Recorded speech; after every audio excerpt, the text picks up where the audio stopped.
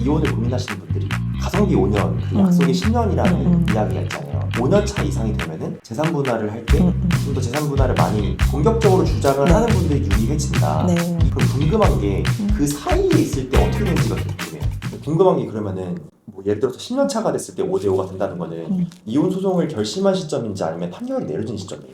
시작한 기점으로 보면은 빼박이고 그때 이미 10년이다 그러면 그냥 10년으로 생각하는 거고 시작했을 때는 9년 차였는데 이혼 판결문이 나올 때는 10년 차가 되는 케이스도 있습니다.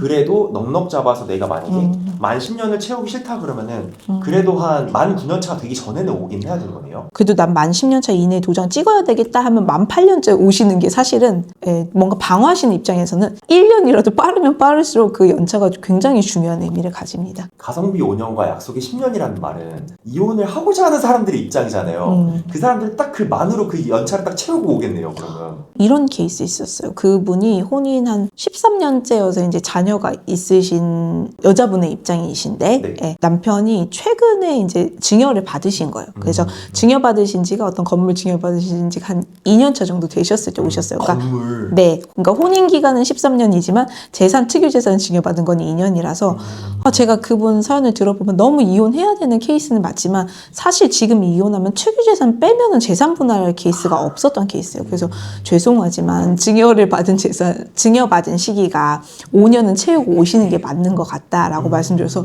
진짜 딱 그 3년을 채우셨어요. 굉장히 힘든 세월을 거쳐서 채우고 오셔가지고 증여받은 시점 5년에서 소송해서 그 대상을 넣어서 저희가 재산 분할을 했었던. 궁금한 게 만약에 그 상황에서 뭐 부부든 뭐 남편이든 누군가 가지고 있던 재산이 있었어요. 그거를 처분해서 부모님께 증여를 한 다음에 부모님 명의로 만약에 그걸 이제 또 건물을 증여를 받으면은 근데 그거는 근데 그건 추적하죠. 네, 추적해요. 추적해서 남편분 재산을 뭔가 환가해서 부모님한테 증여한다거나 근저당 설정한다거나 넘긴다거나 진짜 많이 있거든요. 그러면 저희가 그 유일한 재산을 넘기시는 거에 대해서는 사행위 취소 소송이라고 병행합니다. 이게 원인이 없는데 이런 재산 분할을 이루어지지 않게 하기 위해서 본인의 재산을 은닉했다라고 해서 또 이걸 무효화하는 취소시키는 소송이 있습니다. 남편이 만약에 가족법인이었고 그 안에서 이제 가족법인 내에서 자금을 그럼 남편 사업체니까 그래도 부부의 재산을 인정받을 수 있겠네요. 그러니까 가족법인 경우 정말 많이 있거든요. 우리 남편은 사업 여러 개요라고 했는데 저희가 열어봤는데 남편분 개인 명의 재산이 하나도 없는 거예요. 건물도 많았는데 다 법인 명의예요. 뭐 사업장 명의고 하는 경우에는 저희가 어떻게 하냐면 그 법인의 주식 가치를 환산을 하거든요. 우리 남편이 그 법인의 뭐 100% 주주다라고 하면은 그 100% 주식에 대한 아니면 뭐 3분의 1씩 그 시댁 가족들로 인해서 뭐 남편, 시아버지, 시어머니에서 3분의 1씩 돼 있다. 그러면은 그 30%의 주식에 대해서 예를 들어서 뭐 삼성전자의 주식이 한 주당 얼마인 것처럼 그 법인의 자산이 얼마이고 부채가 얼마인 걸 평가해서 주당 얼마 가치인지를 봅니다.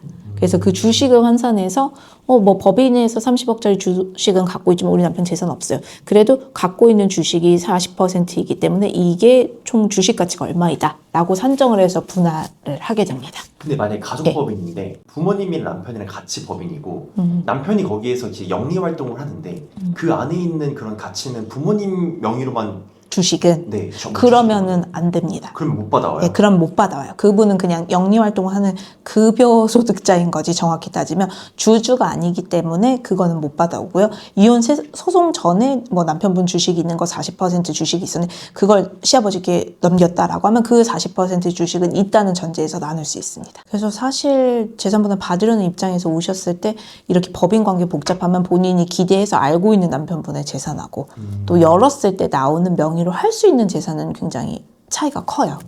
클 수 있습니다. 또 전략도 다르고. 이혼을 고민하시는 분들이 가성비 5년 그리고 약속이 10년이라는 이야기가 있잖아요. 5년 차 이상이 되면은 재산 분할을 할 때 좀 더 재산 분할을 많이 공격적으로 주장을 하는 분들이 유리해진다. 그럼 궁금한 게 그 사이에 있을 때 어떻게 되는지가 좀 궁금해요.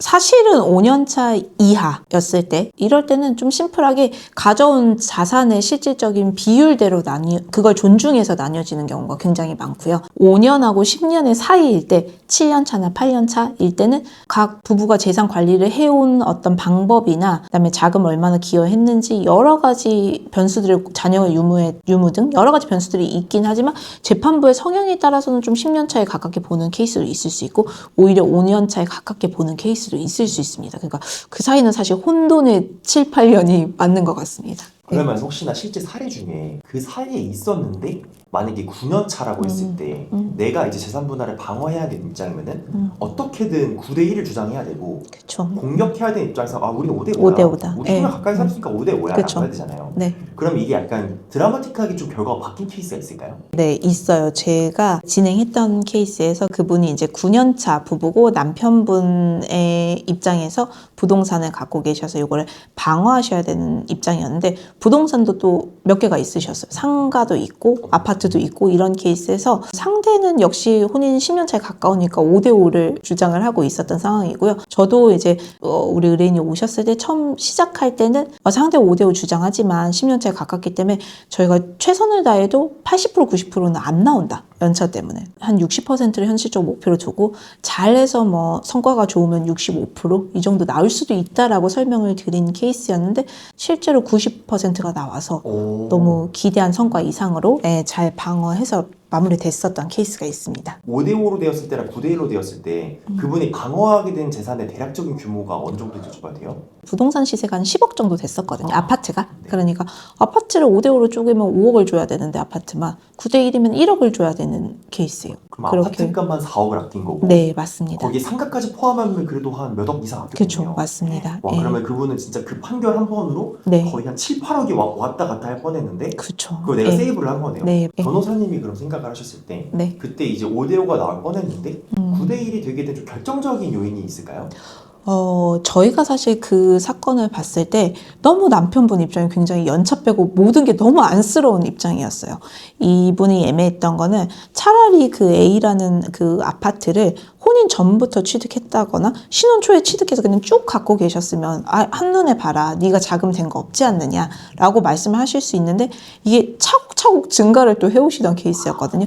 그래서 처음에는 시댁에서 좀 마련해 주신 그 시댁 안에 있는 집에 살다가 그분들이 뭐 월세로 갔다가 또 시댁에서 작은 상가 해준 거에서 수익을 좀 그걸 모아가지고 전세로 전환하고 전세로 갔던 게 또 부동산 또 도움을 받아가지고 또 아파트 분양을 받고 이렇게 점점 올라간 케이스여서 재판부에서 봤을 때는 굉장히 그냥 혼인 중에 차곡차곡 늘려왔고 또 혼인 중에 아파트를 취득했기 때문에 혼인 중 취득한 자산이니까 반반 나눠야지라고 외부적으로 보기가 쉬운 케이스였습니다. 이게 차곡차곡 올라가면 네. 약간 부부가 합심해서 맞아요. 잘 됐구나 해서 네. 서로의 기여도를 인정해 맞아요. 주거든요. 예, 그 무형의 기여도를 진짜 와이프가 열심히 내줘했다. 어떻게 증명할 수 없잖아요. 그러니까 시간을 존중해 주는 겁니다. 근데 예. 만약에 네. 똘똘한 한 채를 그냥 사놓고 네. 쭉 기다리면 오히려 네. 샀을 때 남편이 샀어 그럼 네 거야 이렇게 인정해 줄 가능성이 있는 거네요. 차라리 그렇게 주장하기가 쉬운 거죠. 그럼 난이도가 굉장히 높았던 사건이었네요. 맞습니다. 근데 그걸 어떻게 뒤집었는지 약간 좀 네. 중요한 요소가 있었을 것 같은데. 제가 아무리 봐도 그분이 너무 억울해 보이시는 거예요. 진짜 자금적 기여도가 와이프에게 없으셨고 했기 때문에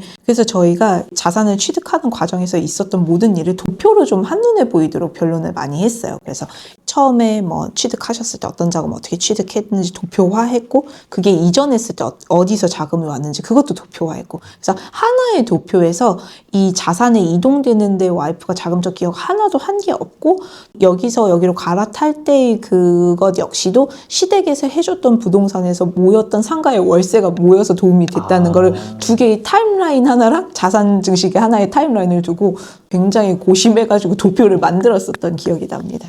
근데 이분들이 또 애매한 거 통장 관리를 같이 하셨어요. 통장 합쳤어요? 네, 합쳤어요. 그게 또 나쁜 지표였는데 통장 합쳐서 와이프분이 소득이 없기 때문에 남편분 통장을 와이프가 같이 그냥 관리를 했거든요. 그래서 외부에서 봤을 때는 통장도 하나로 관리하고 있었고 여러 가지 객관적 지표가 최악의 지표였었던 거죠. 그걸 어떻게 빠져나가신 거예요? 사실은 기여도라는 게 저희가 진짜 열심히 변론을 해도 재판부에서 어떤 색안경을 끼고 있으면은 그걸 제대로 안 봐줄 때도 많이 있어요. 본인들의 판사님들의 기준도 있으시기 때문에.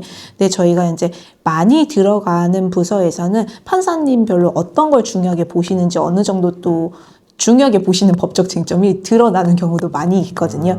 그러면 이제 저희가 거기에 맞춰서 사실 혼인 10년치 재산을 기여도를 변론한다고 해서 10년치의 통장을 판사님들이 다 보거나 카드 내역을 다 낸다고 해서 그게 별로 유의미한 자료는 아니에요. 자료만 방대해지지 별로 유의미한 자료는 아니고 오히려 그거를 잘 압축해서 재판부가 심도 있게 보는 포인트에 맞춰서 설명해 주는 게 중요하거든요. 그러면 이제 재산분할에서 분리했던 조건이 통장도 하나였고 맞아요. 그리고 네. 이제 차곡차곡. 계속 차곡차곡 네. 성장해서 네. 부부가 하나라는 그런 어떻게 보면 겉으로 보면 그렇게 네. 보일 수 있었는데 그 안에서 근데 우리 일에는 경제력이 결정적으로 들어갔고 그 내용만을 압축을 해서 네. 재판부를 설득한 것이네요. 네, 한눈에 보이게 좀 정리하려고, 방대하지 않고 한눈에 보이게 정리하고 한눈에 이해하시게 보이려고 좀 많은 노력을 했었습니다. 그럼 반대 입장이었다면은 반대에서는 완전히 다르게 주장했어야 됐겠죠. 반대 입장에서는 그러면 오히려 그쵸. 통장을 합쳐서 썼고 맞아요. 같이 예. 갖고 소득도 있었고 소득도 차곡차곡 있었고, 늘어났고 예. 거기에서 이제 내 소득이 네. 나의 그런 경제적 네. 기여도가 얼마만큼 기여를 했는지를 네. 증빙을 했겠네요. 네, 그리고 본인의 가사라든지 뭐 시댁과의 관계에서든지 했던 부분 무형적인 것들도 많이 강조를 했겠죠. 무형적인 부분 예. 내가 이제 얼마나 네. 집에 헌신하는지 했고. 예. 그래서 예. 큰 전략을 결국은 변호사님께서 어떻게 수립한지가 엄청나게 중요할 것 같아요. 맞습니다. 예. 결국은 예. 그분은 9년 차였는데 네. 결론적으로 분일이 나와서 약 한 7, 8억 정도의 자산을 방어하신 케이스였다. 네. 변호사님 그러면 다음 영상에서는 이혼 소송을 AI로 했을 때 어떻게 되는지를 저희가 한번 분석해보는 건 어때요? 좋습니다. 14년 차 이혼 전문 변호사가 봤을 때 어떤 부분이 잘못됐고 나라면 이런 식으로 전략을 바꿀 것 같다. 근데 이걸 AI가 할 수 있는지 없는지 한번 가감없이 풀어보는 시간을 가지면 좋을 것 같아요. 네, 재밌을 것 같네요. 저도 기대됩니다. 네. 예. 마지막으로 변호사님 소개 간단히 한번 부탁드립니다. 안녕하세요. 저는 전선일 변호사입니다. 저희 로엔탑 법무법인은 수원 광교 지역에 위치하고 있고요. 저희는 이혼 부분 중에서도 재산 분할에 있어서 좀 심도 있는 사건들 아니면 1심에서 좀 어려웠는데 재산 분할 항소심에 가는 사건들을 많이 수행을 하고 또 그런 부분에 있어서 굉장히 좋은 실적을 내고 있습니다.